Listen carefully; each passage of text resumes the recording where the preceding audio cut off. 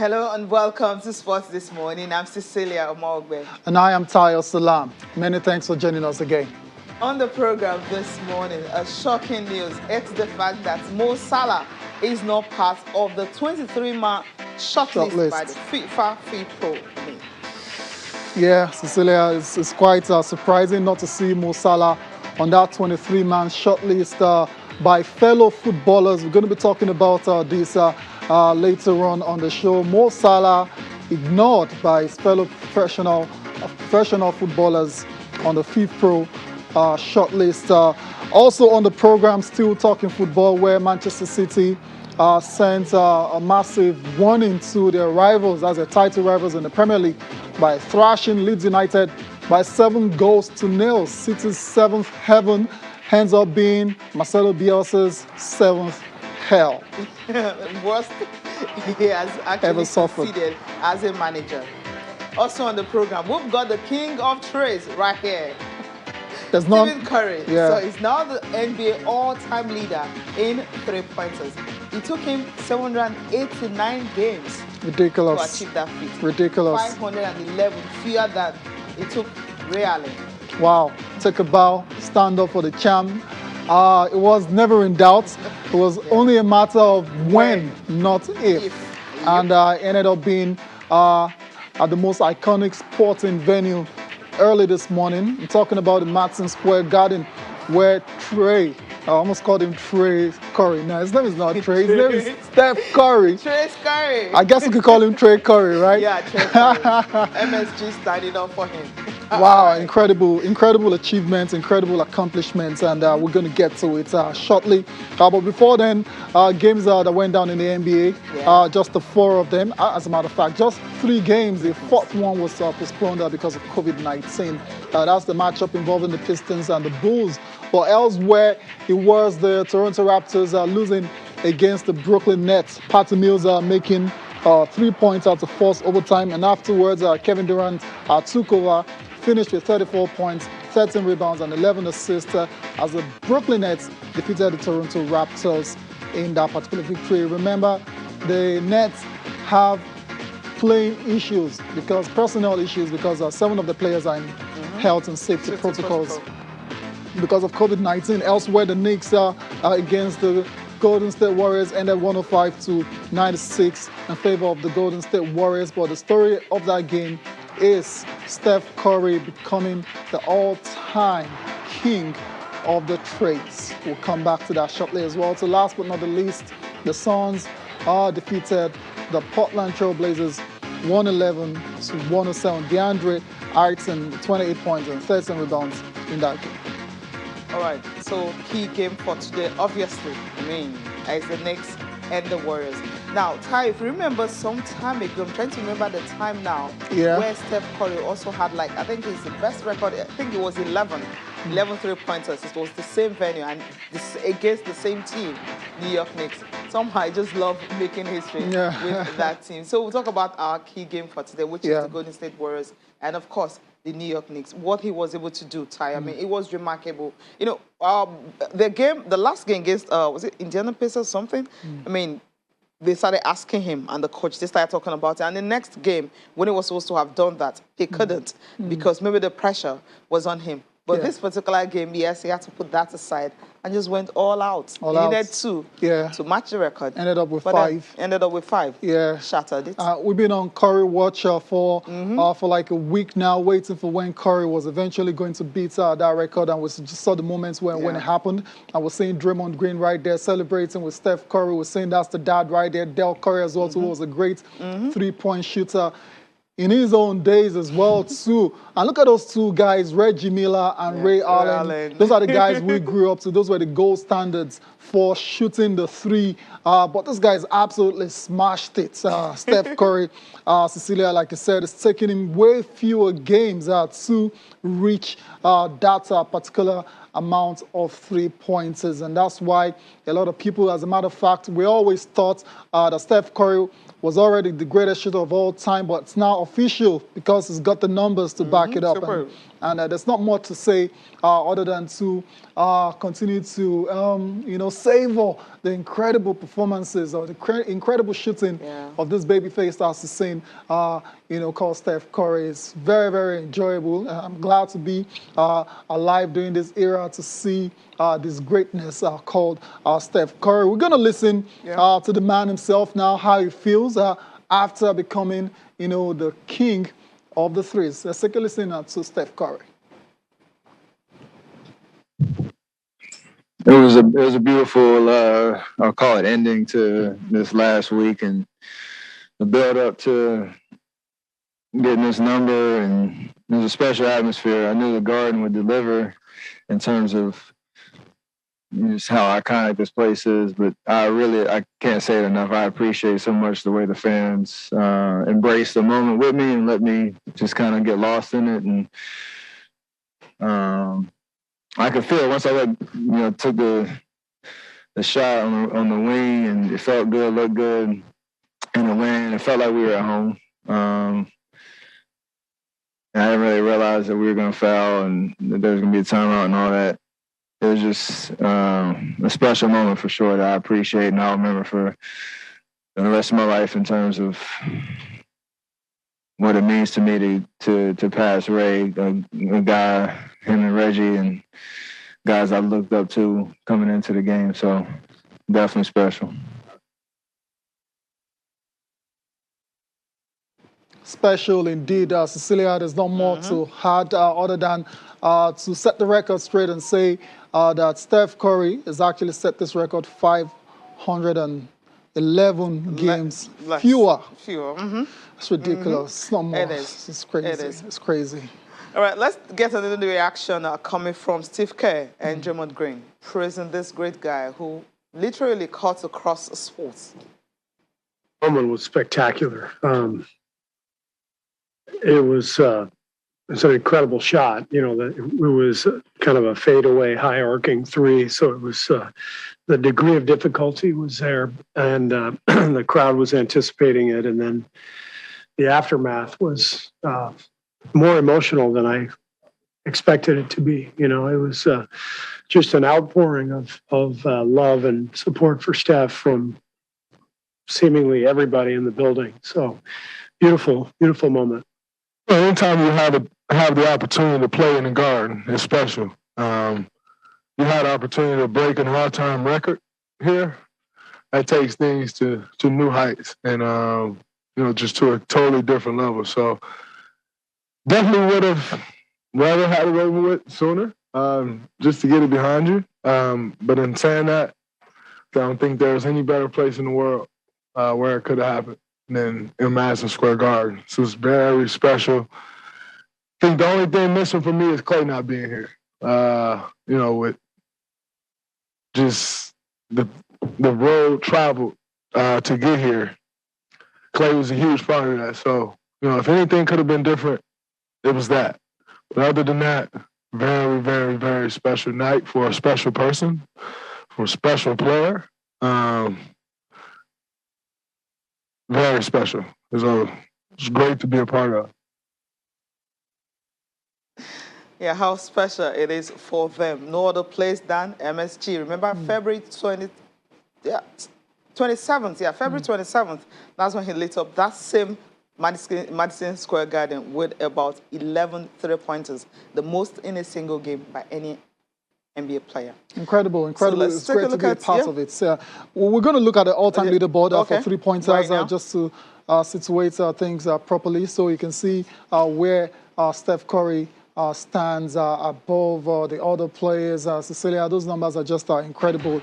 789 games. That's all it's taken Steph Curry to become the all-time leader. We've seen so many great shooters: Ray Allen, Reggie Miller, James Harden, Kyle Korver, Vince Carter, Jason Terry, Jamal Crawford, Paul Pierce, and Damian Lillard. I think what makes Steph Curry quite unique is the fact that he's not just a catch and shooter. He actually can create his own shot. He's got creativity. He can shoot off the dribble, and You know, and I think that's why it's gone on to break this record in record time. And all we're going to say is stand up for the champion this morning, or stand up for the king. Before we leave the NBA, let's take a look at the top performers. Let's not forget about the other guys that stood out. I mean, we understand why Steph Curry is grabbing all of the headlines. It's only understandable. But then Damian Lillard was awesome for the Portland Trail Blazers. They lost, unfortunately, 31-2. They lost a game against they lost anyways, 31-9. That's what really matters. They lost against the Suns. The Suns, yeah. Fred VanVleet, 31.4 rebounds and 9 assists. Next up is Julius Randle as well, too, lost against the Golden State Warriors, 31-7-3. And last but not the least, Kevin Durant, another triple-double, 34, 13, and 11 for the Nets in the victory over the Toronto Raptors. That's it for the NBA, Cecilia. Let's talk a bit of Formula One. Okay, quickly, and Max Verstappen is still talking about his victory. Dramatic season it was for him. How he was able to win that. Despite the fact that he had more podium finish, more wins and all, but the final day was actually the miraculous day for him. Let's take a listen to him reflecting on the dramatic championship winning season. And after that, we'll be talking about the strongest man in Nigeria. Yeah, I mean, it's just incredible feeling right now. I mean, I'm still a bit destroyed from last night. It's just everything from the whole season is coming out, of course, you know. So, yeah, insane, intense, crazy, of course, just season in general, but also yesterday, the race in general. So at the moment, I'm just, incredibly happy. I think it was a real relief for everyone, and, of course, with the outcome, but in general, throughout the whole season, it's been so busy, and then, to have this kind of celebration all together, it's just really, it was really special, really amazing. Yeah, my last lap when I was fighting Lewis, of course, I also had a cramp already starting the lap, and that just lasted every time I was going full throttle, it was terrible. So I was, of course, fighting him and then defending, and I just felt like my muscle just like cramping together, and it almost became like a tennis ball, It's like, it was terrible. It's like the worst experience you can have in terms of, your calf muscle just dying on you. Yeah, it was insane. Everyone's screaming on the radio, of course. Everyone's super emotional, not thinking it would happen initially. And then also me, I was crying on the end lap. There's no hiding about it, but it was just insane. The whole lap, I couldn't believe it.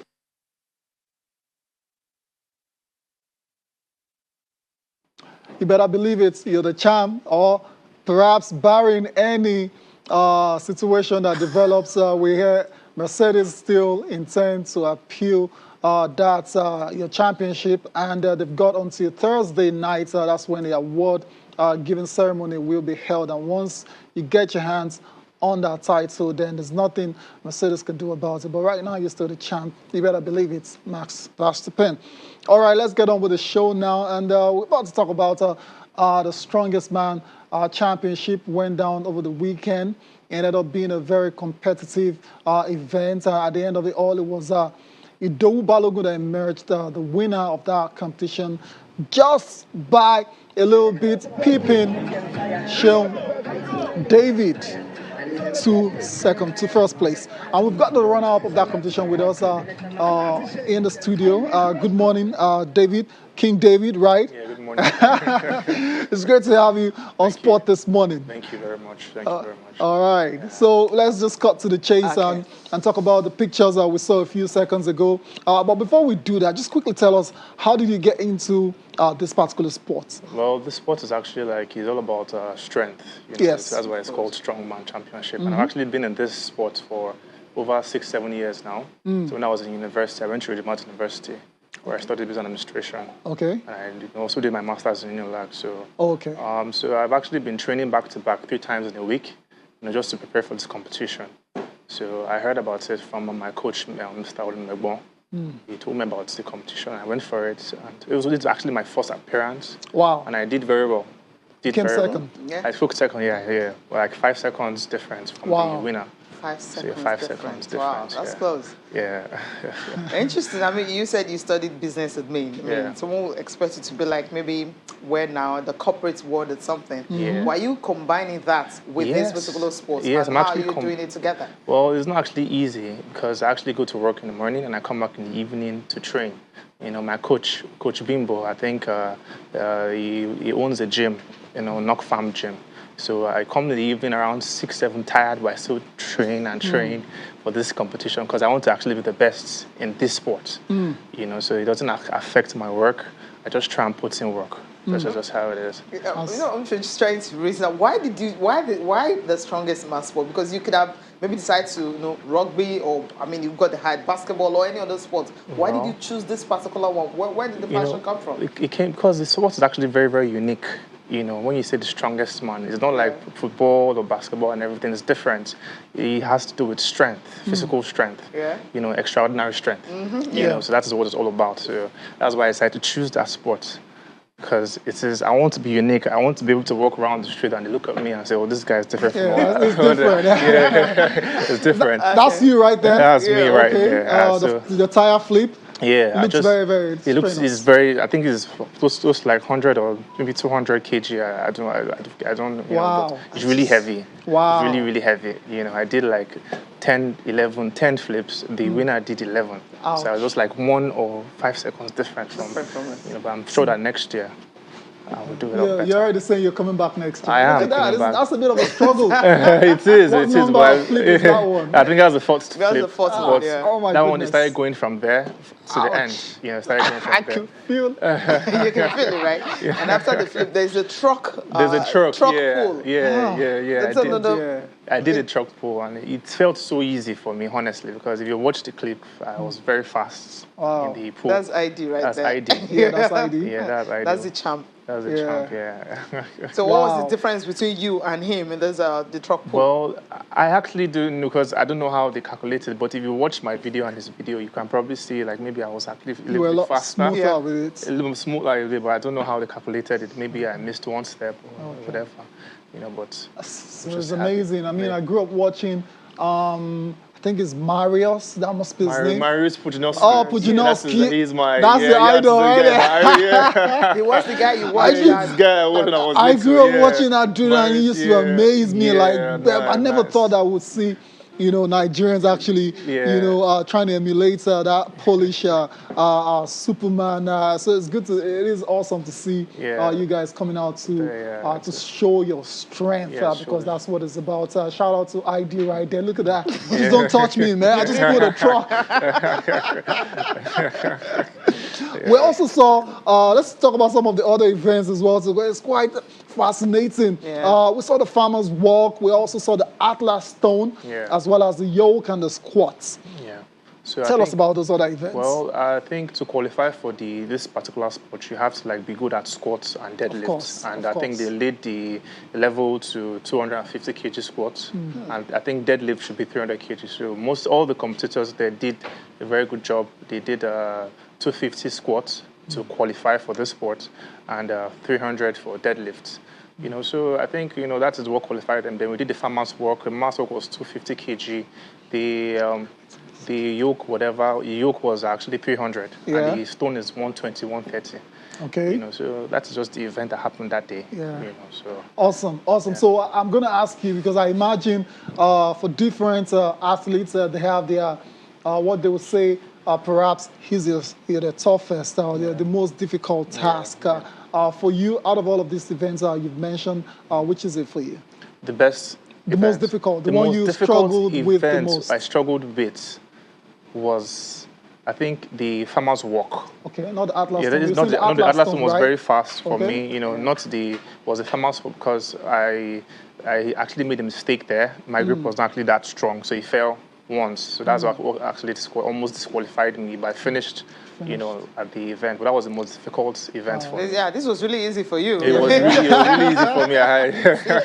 It was really, really easy for me. Oh, it's amazing, Cecilia. It's amazing, really. I mean, when I was watching the clip, I was like, you talked about your training. I mean, every evening you get back from work, you go to training. I'm trying to just imagine how you're able to put everything together. But from what you've said, it's not easy, it's hard. It's not easy, it's hard. Of course. But how encouraging is the sport? Is it really rewarding, or is just just the love and passion driving you get well, from it? It's actually the love and passion for the sport. Like, I don't actually care about whatever prizes or whatever, just for me to just be the winner or the strongest man in Nigeria. Wow. That's just what I'm all about. It's not about what I'm getting from here or there. I just love the sport, and I want to be part of it, and I want to be the Nigerian strongest man. Are you allowed to use your physique to intimidate others? Like I don't actually use it. If you look at my face, you know that I'm actually very gentleman. gentle and everything, but my body is, the one that is different. I don't intimidate people. I just carry on my business, go to my work, just partake in sports. That's all you care about. So what's next for you now? You've come second. I come second. What's next? The next is for me to become first eventually. Next year, and just probably keep on competing and probably be the world's strongest man. Just take Nigeria to that level. That's my goal. I'm going to see it happen. Interesting. You're not satisfied with being just the strongest in Nigeria. I want to be the world's strongest man. Okay, I love that. You said it here on this show. Yes. You want to be the when world's you become strongest man. So we're looking forward to it. Yeah, exactly. There's so many people who come on this show, talked about their dreams and aspirations. Kamal Usman, Israel and they all became world champions. Yeah. So maybe you're next. Thank you very much. Thank you very much. All right, we'll take a time out. We'll be back after this.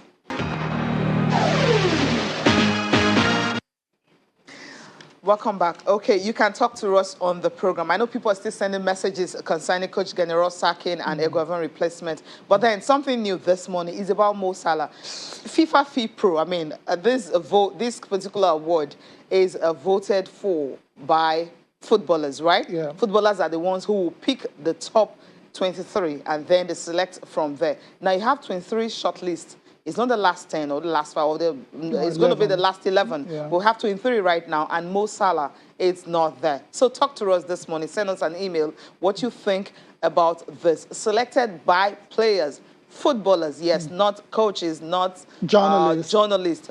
Footballers, Mo Salah is not there. But you have the likes of Kevin De Bruyne, the likes of Trent Arnold, the likes of Neymar, Mbappe, Messi, Ronaldo, Lukaku, they're all there. But then Mo Salah is not there. So send us your email on sportthismorning@channelstv.com and tell us what you think about that. Okay, we have a guest in the studio this morning. Yes, he's making his debut. Kinsley Odafia, a sports journalist. Kinsley, good morning. Good morning, Cecilia. Thank you for having me here today. Great to have you. It's great to have you. Okay. And thank you, Ty, for having me. Good morning. Good morning. Have you ever attempted to be the strongest man in Nigeria? The clip from what I saw there, I wouldn't for the life of me attempt that. Not for the life of you.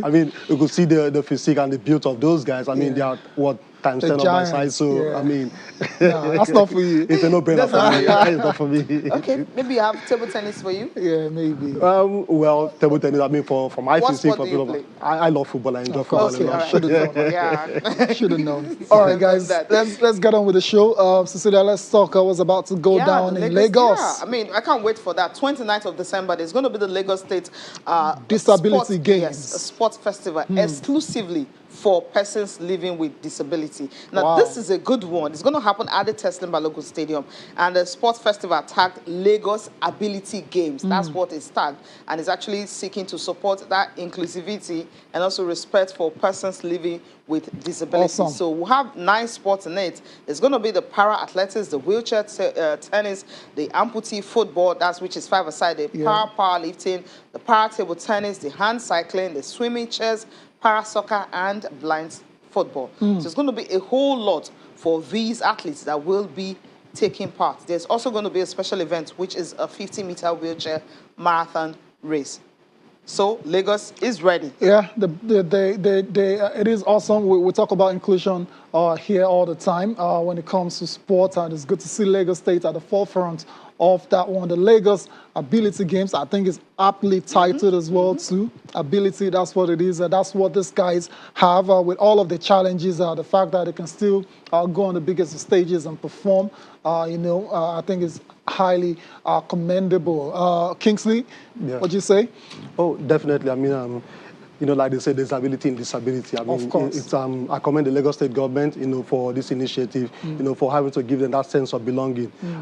From this part of the world, maybe, not so much we want to reckon with them considering their physical state. But then again, let's not forget that these people are the ones that are giving us the most medals that we've won outside of this country in international competition, in the Olympics, in the Commonwealth Games. So it's a good thing to have the Lagos State government put up a competition for them, to bring them together to discover more talent, and so to also have more representative, in future competitions, going forward from here. Indeed, because this is going to be a fantastic breeding ground now to discover more talents. Like I said, a lot of our Paralympians are gradually on their way out. They're getting on the beats, so it is awesome, Cecilia. All right, let's listen to the organizers. Tell us more about this Ability Games. Going to commence. Lagos State is keen on social inclusion and equalizing opportunities for people with disability. And this is a promise kept because the governor said he was going to use sport as an empowerment tool for people with disability during his campaign. And this is that promise being kept. And it's the beginning of greater things to happen for people with disability in Lagos State. We look forward in the near future scaling this up to the national level and even sub-regional, where people with disability in Lagos State can compete with elite artists nationally and across the continent. Don't forget, the #1 table tennis in Africa is right here with us. He's a Lagosian, he's doing good because Lagos State he has that opportunity, and we are going to discover more people like him. But beyond sports, we're also going to look at how to make persons with disability live a more fulfilling life beyond sports. It's a long time coming. We've deserved this respect for a long time due to the fact that we've always been the one bringing more laurels when we go to the Paralympics as compared to the Olympics. But I would say this will bring more respect, and it will also bring more awareness to special sports in Nigeria, because if this continues to be an annual event, people will have the opportunity to understand special sports better.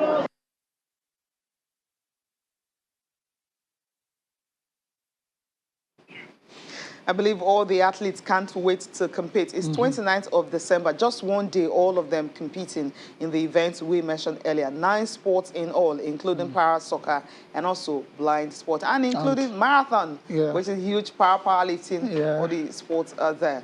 Table tennis as well. Table tennis as well. Yes, a whole lot. Saw color show right there. 29th of December. We can't wait for this to happen. All right, let's leave that and quickly talk about the Africa Cup of Nations. We are counting down. It's 25 days now to the Africa Cup of Nations that will be taking place in Cameroon. And yes, it was supposed to be 2021. Yes, COVID happened, and now 2022. So 25 days to go. And today we're going to be looking at some teams. Team focus. Team focus will be the Cameroonian national team, Ethiopia, and also Burkina Faso. Now, Cameroon, I mean, they're one of the most successful teams when it comes to Africa Cup of Nations, and they are hosting, so they're starting the opening game. I mean, we can't wait for the Nations Cup to kickstart, but then again, Cameroon having to use the qualifiers as a means of preparation, for them to come into the tournament proper. I think they're one of the most formidable side that we have on the African terrain. One of the most successful teams, behind the likes of Egypt, Ghana. I think they're just about on the same pedestal in terms of the number of times they won the Nations Cup, with Ghana.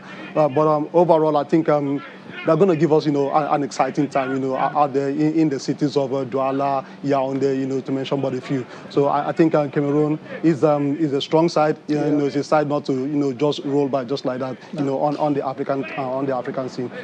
You're spot on. Yeah.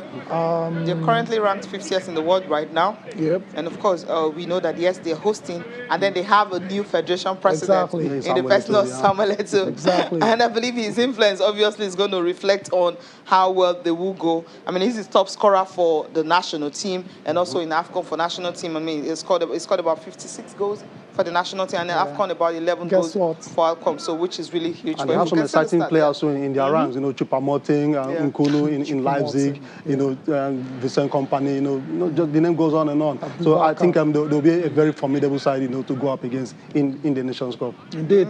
You've won the title 5 times. which is a remarkable one. Just 2 ahead of. I said just below. 2 is actually more. More than Nigeria. Ahead of Nigeria. This was just 2, and 2 below Egypt, the most successful team. I mean, come on. Don't say never use just first. Don't use just. Don't be like that, Cecilia. Because 2022 we are winning it, right? Okay, let's see. Fingers crossed. Okay, there you have Cameroon right now. They've made 19 appearances at the competition. They've won 5 titles, 84, 88, 2000, 2002, and 2017. And of course, the all-time goal scorer with 18 goals. That's for Samuel Eto'o in 56 appearances in all competitions for him. Okay, Burkina Faso also, they featured 12 times at the competition. So their best outing was silver when Nigeria played them in the final. And Sunday, remember? Sunday, giving Nigeria that goal, and Stephen Keshi won it for Nigeria. That was the last time Nigeria won it, but Burkina Faso were the runner-up. And another team we'll be talking about today is also Ethiopia. I mean, 11 times they featured in the competition, but they've won the title just once, which was way back in 1962. One and only. Yes, one and only. But then again, we saw how they gave the Super Eagles a torrid time, at the 2013 edition where we won. It had to take the brilliance of Victor Moses, to get those 2 spot kicks, that saw us, qualify from that group. But I think they've not been so impressive, since 2013. But coming back again, I think, they might just be, the surprise team. Nobody expects them, nobody gives them a chance, considering where they are coming from. Not particularly a footballing nation in terms of the African terrain. But then again, let's not write them off. We saw at the last Nations Cup, the supposed minnows, what they did to the likes of the Super Eagles and the rest of them. So Ethiopia, they are no minnows. They've won it before. Exactly, Madagascar. So Ethiopia have won it before. So there are no pushovers. Let's not write them off. No. Yeah, but I'd be a lot worried if it was marathon. But it's not marathon. It's right. It's not marathon. Yeah. Right. Anyways, that's it for the Nations Cup, right? Yeah. Let's move on with the show. Yeah, we'll talk about the women's league. I mean, NWFL Premiership season is on, and today will be match day 2. 6 games will be played across the groups, and in Group A, take a look at the teams that we have in that Group A, where you have there's so many teams that will be in action. If we can take a look at the fixtures for the Nigerian Women's Premiership, talking about the games for today, I'll just run through all of them. But our focus, obviously, is going to be the game between Rivers Angels and FC Robo. The reason is because FC Robo won here in Lagos against Abia Angels. 2-0 it ended. And Rivers Angels went away to Delta in Asaba. Precisely, that game ended goalless. For the players of Rivers Angels, they are really eager and ready to see how they can get all 3 points. No time to waste, because after dropping points in Delta as the reigning champions, obviously they want to get their season really up and running. I, for one, I particularly like what Aisha Falode has done for the Women's League. As a league has not been given much attention to, but Aisha Falode has been able to, tell the NFF and all that cares to listen that, hey, that this can be done. She has also called for attention and focus to also be given, to the female league.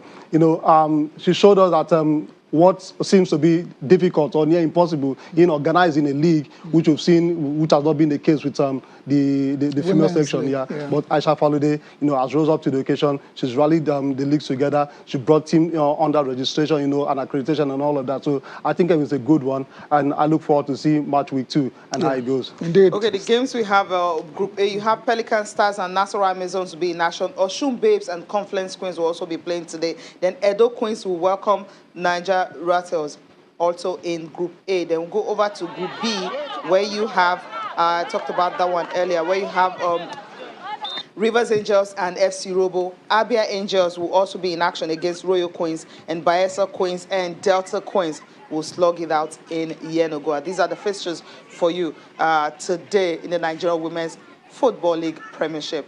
Let's just listen to Rivers Angels players talking ahead of the game against FC Robo in Port Harcourt today. Talking about FC Robo is not just a team we should pick down. They are also a professional team like Rivers Angels, and playing against them has always been a bit of a tough game because they're also tough like us. But we look forward to play better than the way we played in against Delta Police, and all our encounter against FC Robo, we always won them, and in our ground, we believe that we are also going to do better too. All we need is total victory. We don't need to drop any point here at home. So I'm very positive we are going to get the 3 points tomorrow. I just urge the girls to come out strong, so together we can achieve our aim. It's a game we have to win, and a game we have to put all our seriousness, concentration, determination for the fact that we drew our last opponent at Asaba. We dropped points, and our own game here is a game we must win. So for that, we will correct all our mistakes, take our chances, and make sure we don't conceive any goals from our opponents. Individually, collectively, we put in our best, and we are proud of ourselves. We know our fans, they also come out to support us. It's all about collective and individual display. They should be able to get the 3 points needed against FC Robo. That's if they can. You heard from Deborah Abiodun talking there, and also Miriam Izanago, and you also heard from Rose Ekong talking ahead of the game against FC Robo. Well, see what they can pull up there. Yeah, it is still, just the second match day, but then they've dropped points already in the first one. So I think they'll just go ahead and get all 3 points in this one. As the defending champions, they don't want to start the season with 2 games and no win. So we'll see. We'll see how it goes. You can join us tomorrow, guys, for a comprehensive review of match day 2 of the NWFL Premiership season. Let's move on with the show now. Still talking football. This time around, let's go to Delta State. Cecilia was popping there. Delta State Football Association League. Okay, they've confirmed that the league is going to start February 12th. Yes, that's what is going on in Delta State, February 12th to May. So it's going to start from February 12th to May. That's when it's starting, and it's going to be at the Agbo Stadium. There's also Sapele Stadium, Wari Stadium, Ugeli Stadium. These are the stadiums they will use for the league. So the Football Association, that registration for prospective clubs started, and it's going to close. Started and it's going to end in January. So January 28th, that's when it's going to end. About 40 clubs are expected to feature in the league. This is huge. Delta State Football League. Yes, Delta State government has always been known for supporting sports, whether it's football, whether it's athletics, and the rest of them. But, this one here is like Shizila mentioned, it's huge, it's massive. I think other than Lagos State, that used to organize a state league, some time ago. I think no one come close again other than Delta State, what they're putting on right now. So I think it's a good initiative. But my worry there again is, will it be sustainable? Considering our history with, being consistent in terms of doing things properly. So I look forward to this, and I just hope that the Lagos State government will not relent in its effort. The same effort that they've used in putting this up and setting this together. I hope that the same effort sustains it, and carries it all the way. That's what we're hoping. So let's get reactions now coming from the SO to the governor, Lucky Sunday. The SO to the governor, and also the Delta State League chairperson, talking about Lucky Sunday. And also you have ex-international that was also part of the organizing, talking about Sam Soje. We have Warri Wolves, we have Delta Force, we have Jay Atete. A lot of them have not been able to come out because they have not been a really functional league. So it's going to impact in Delta State because, like I said, it's going to be an under-20 tournament where a lot of players will be taken from there to Warri Wolves. If you watch Bayelsa United, 90% of Bayelsa United players are from Bayelsa State. So we want to do the same thing in Delta. We want to have more than 90% of players in Warri Wolves from Delta State, which we can achieve. I played in this league before. I think he has gone down over the years. I think we're trying to bring that back up. To answer your question, it's a lot positive in it because you get young players that is good enough. You'll be surprised that you get a player from here that can play in Real Madrid or Barcelona. It's possible. I'm a very good example of it. So I'm very positive that we can get good players playing from the league, from Delta State to play for top clubs. It's all about getting good players playing for this league, and of course they'll be able to maybe take their career higher playing for top clubs across the country. Why not? If it's well organized. 40 clubs, that's huge. It's really big. Interesting. We heard Delta force. Warrior moves as well too. I'm like, how? Okay, obviously they're going to have feeders team. I think that's what they will do. Okay, because they're going to have feeders team for it because they've got the their own leagues to play. February to May. Exactly. That's supposed to be the thick of the season. Exactly. Season is starting 17th on Friday, right? So it's going to pick off it. We'll see. Let's leave the Delta State FA League now and go to Europe and talk about this very.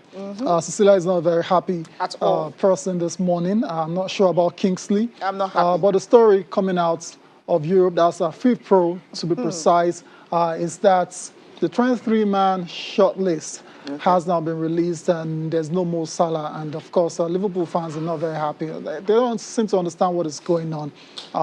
With their king, the king of Anfield, the Egyptian king, however you want to call it. But it is what it is. Mo Salah not in the 23-man shortlist for the FIFPro World 11. That's the shortlist for you. But we need to go on a break now. When we come back, we'll examine the list. We'll get the thoughts of Kingsley as well too. We'll also be previewing the English Premier League games that will be going down tonight, as well as Man City putting 7 past Leeds United to go 4 points clear. Join us again.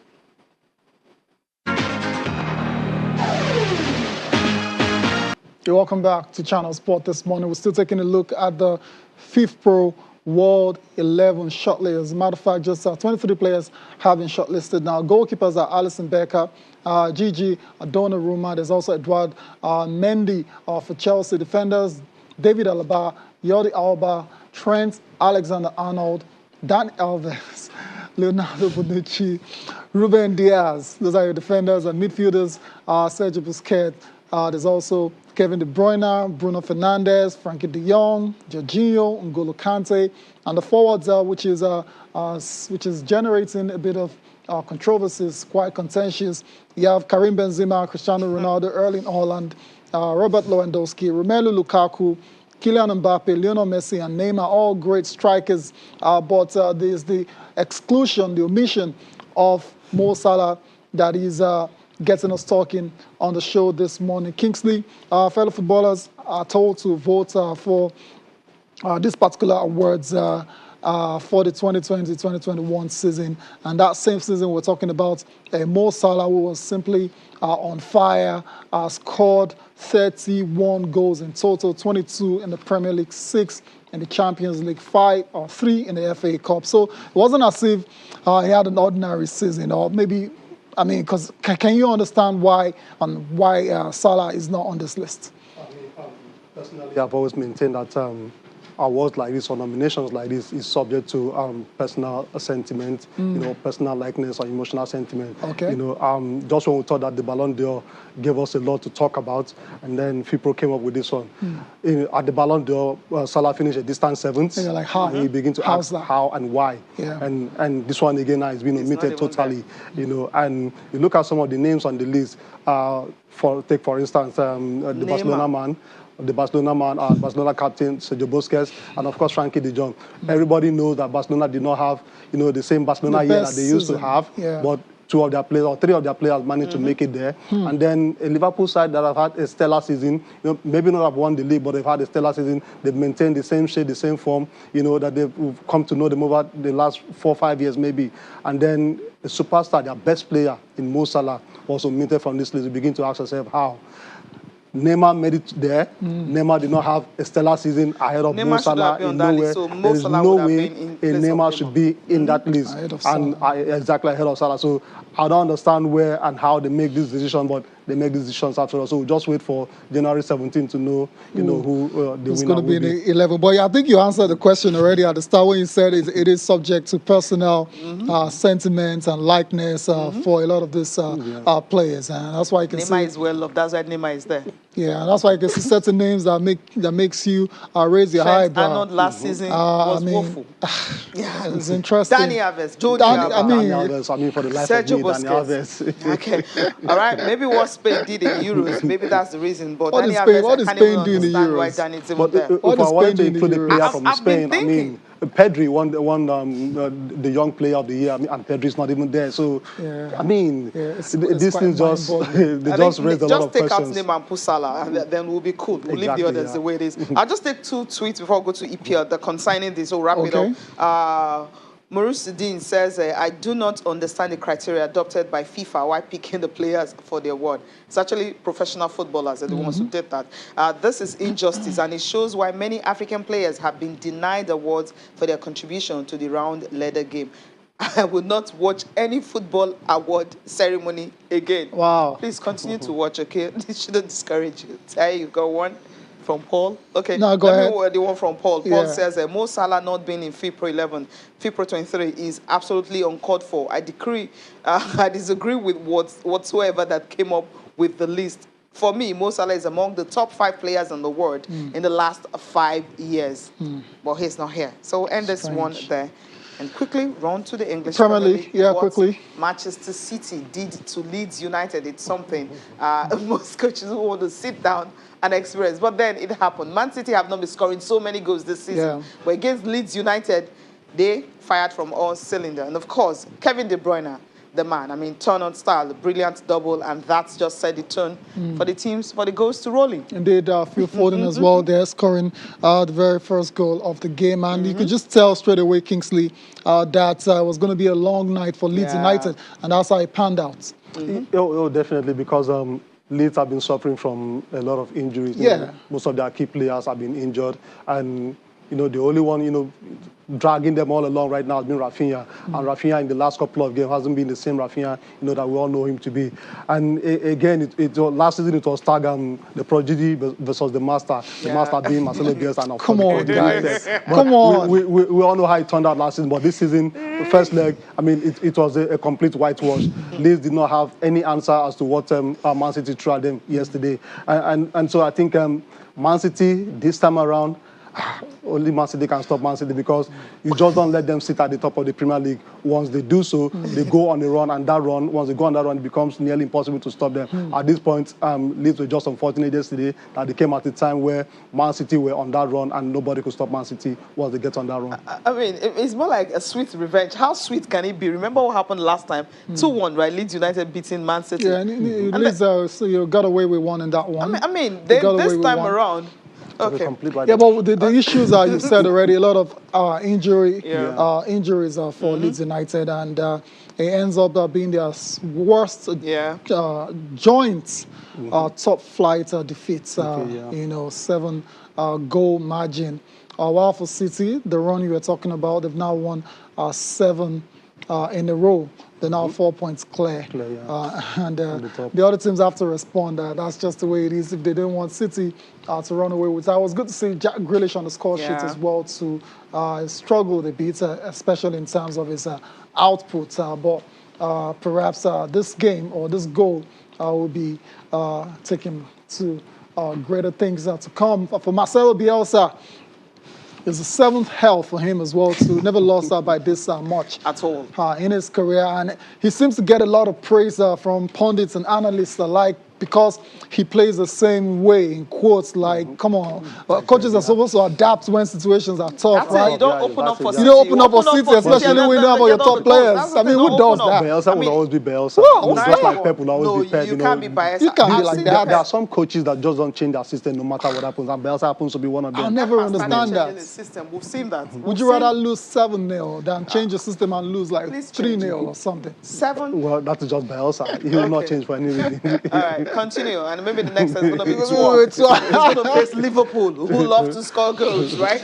Oh, my goodness. All right, let's take a look at the papers right now. I'll start with Complete Sport here.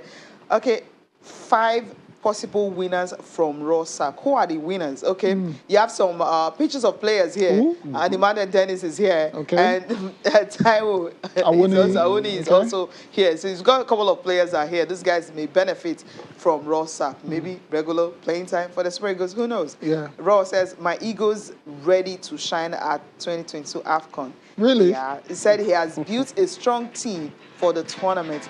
Okay, has he finally built? Did he finally build the team? That's what he's saying. He's still building. Okay, well, so what would you call what is living strong? Yeah, because that's what he kept saying that. Yeah, I thought he was still building because I mean, personally for me, I don't see any reason why a player like Emmanuel Dennis, who has set the EPL on fire ever since he joined Watford, he's not been able to make it to the Super Eagles. And I think Olaniyi in Spartak Prague, a player like that too, have not been able to make it to the national team. And some of them too out there, and you begin to wonder, what are the criteria behind this selection, his selection most importantly. And key players have been left out of the team. You begin to wonder how did he go about his selection. And in the end, during Ross time, we were a team without an identity. We don't know how to approach certain games. I mean, Minos come here and they hold us to ransom. I mean, which is not supposed to be. Yeah, well, that's over now. Caliber of the Super Eagles. Yeah, that's over now. It's all over. Okay, we hope so. We hope so because the Nations Cup is just around the corner. Yeah. And we just have an Iguava and his crew on interim basis. So we don't know what is going to happen in the next couple of days. All right. Sporting Sun is the next one for me. And Raw assembles lawyers to fight NFF over financial compensation and get AFCON. Yeah, I was hoping I wasn't going to get to that, but I guess, yeah, it was inevitable. Anyways, fingers crossed. Sports okay, the last one, yeah. It's the last paper, Manchester United. Okay, come on, guys. FG orders Eagles to play 3 friendlies before AFCON. Where's the time to do that? Where's going to get the players? Where's the FIFA free window? But we need to leave the studio now, not the order. But if there's time for that, it will happen. Thank you so much for coming on the program today. Thank you for having me, Cecilia and Tayo. Thank you. Appreciate your time. Thank you all for watching as well. Enjoy the rest of your day. I'm Cecilia Mogbe. Bye for now.